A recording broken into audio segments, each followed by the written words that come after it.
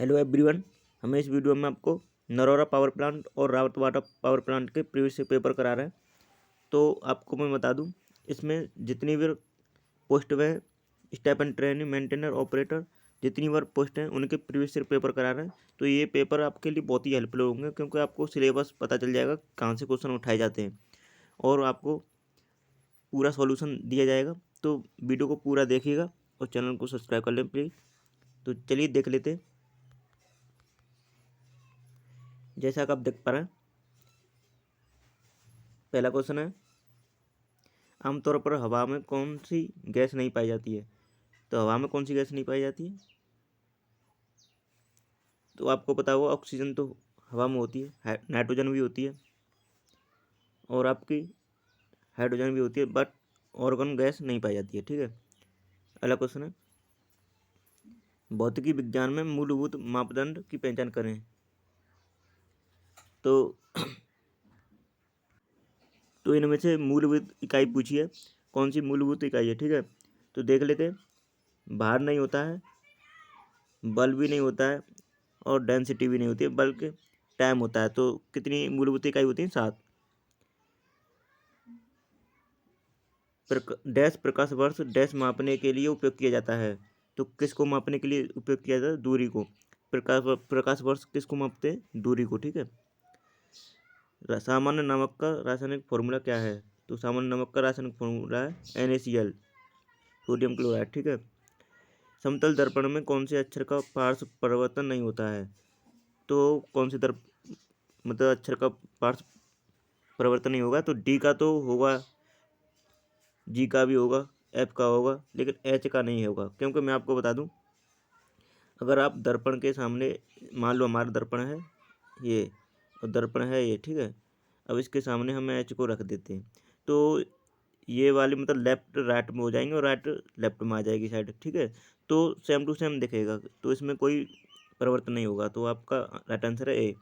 अगला क्वेश्चन है, आग बुझाने के लिए आमतौर पर किस गैस का उपयोग किया जाता है? तो किसका उपयोग करेंगे हम? कार्बन डाइऑक्साइड का हम उपयोग करेंगे आग बुझाने के लिए। ठीक है।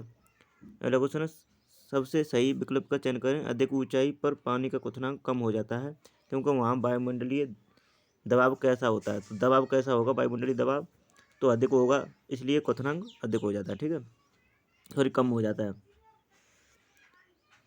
अगला क्वेश्चन है, बल के माप की इकाई है।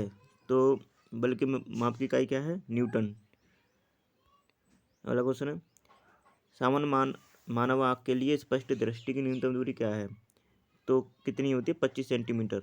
25 सेंटीमीटर दूरी होती है, जिससे आप आसानी से देख सकते हैं। ठीक है, स्पष्ट दिखाई देता है। तो न्यूनतम दूरी कितनी होती है? 25 सेंटीमीटर। अगला क्वेश्चन है, पृथ्वी की सतह पर जी का मान, औसत मान कितना होता है? तो औसत मान कितना होता है? 9.8 मीटर पर सेकंड स्क्वायर। ठीक है, 9.8 मीटर पर सेकंड होता है। अगला क्वेश्चन है, सूर्य से प्रकाश मिनट में पृथ्वी तक पहुंचता है। मतलब कितने मिनट में सूर्य से प्रकाश पृथ्वी तक पहुंच जाता है? तो 8 मिनट में पहुंच जाता है। ठीक है, बहुत ही आसान पेपर आता है। इलेक्ट्रॉन की तुलना में प्रोटॉन का लगभग गुना कितना भारी होता है? मतलब कितना गुना भारी होता है? तो ये होता है 1836। ठीक है, 1836 गुना भारी होता है। अगला क्वेश्चन है, ध्वनि की प्रबलता कंपनशील वस्तु के साथ परिवर्तित होती है। तो किसके साथ परिवर्तित होती है? तो ये होती है फ्रिक्वेंसी के। ठीक है। अब अगला क्वेश्चन है, निम्नलिखित में से कौन से पदार्थ के बैलेंस सेल में एक इलेक्ट्रॉन नहीं होता है? तो किस में नहीं होगा? तो आपको मैं बता दूं, सोडियम का कितना होता है? 11 परमाणु क्रमांक 11 होता है।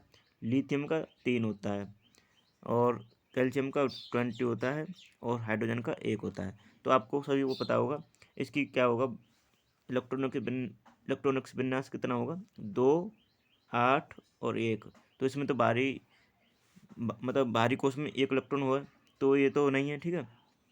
और सोडियम, इसका लिथियम का देख लेते हैं, 2 और 1, तो 1 आ रहा है, तो इसमें भी है। और इसका देख लेते हैं हाइड्रोजन का 1 है ही ऑलरेडी। ठीक है, तो सोडियम में आपका नहीं होगा, 2, 8, 8 और फिर 2। ठीक है, तो इसमें नहीं होगा। तो सोडियम, कैल्शियम इसका आंसर हो जाएगा।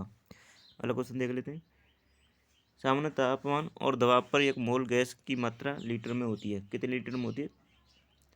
22.4 लीटर में, ठीक है। अगला क्वेश्चन है, हीलियम का संयोजकता है, हीलियम की संयोजकता कितनी होती है? तो आप सभी को पता होगा 2 होती है, ठीक है। सॉरी, संयोजकता पूछी है इसमें, तो इसका परमाणु क्रमांक होता है 2, तो इसकी हीलियम की संयोजकता 0 होगी, ठीक है। अगला क्वेश्चन है, एक उपकरण जो विद्युत ऊर्जा को यांत्रिक ऊर्जा में परिवर्तित करता है उसे क्या कहते हैं? तो विद्युत ऊर्जा को यांत्रिक ऊर्जा में परिवर्तित करता है, कौन सा करता है? ई को, मतलब इलेक्ट्रिकल एनर्जी को कन्वर्ट करता है मैकेनिकल एनर्जी में, तो कौन सा है? मोटर, विद्युत मोटर है इसका राइट आंसर, ठीक है, ए। और अगर मैकेनिकल एनर्जी से हम इलेक्ट्रिकल एनर्जी में कन्वर्ट करते हैं तो क्या कौन सा होता है? जनरेटर, ठीक है, जनरेटर करता है। तो आगे देख लेते हैं, तापमान पर फ़ारेनहाइट और सेंटीग्रेड स्केल में दोनों का मूल्य समान होता है, तो ऐसा कौन सी वैल्यू है जिसमें फ़ारेनहाइट और सेंटीग्रेड में दोनों की वैल्यू समान होती है? तो कौन सा है? -40 डिग्री, ठीक है, -40 डिग्री होता है। आगे देख लेते हैं, एक हॉर्स पावर कितने वाट के बराबर होता है? तो ये सभी को पता होगा, 746 वाट के बराबर होता है। वैक्यूम माध्यम में की तरंगें संचारित नहीं किया जा सकता, मतलब कौन सी तरंगें हैं जो उन वैक्यूम में संचारित नहीं हो सकती? निर्वात में, मतलब वो संचारित नहीं हो सकती, कौन सी तरंगें हैं? तो आप सभी को पता होगा, इन्हें ध्वनि तरंगें हैं। ध्वनि तरंगों को मीडियम की आवश्यकता होती है, तो ध्वनि तरंगें हैं जो मतलब वैक्यूम में संचारित नहीं हो सकती। तो दोस्तों, आपको हमारी वीडियो कैसी लगी? वीडियो को, चैनल को सब्सक्राइब कर लें और वीडियो को लाइक करें और शेयर करें। Thanks for watching my video.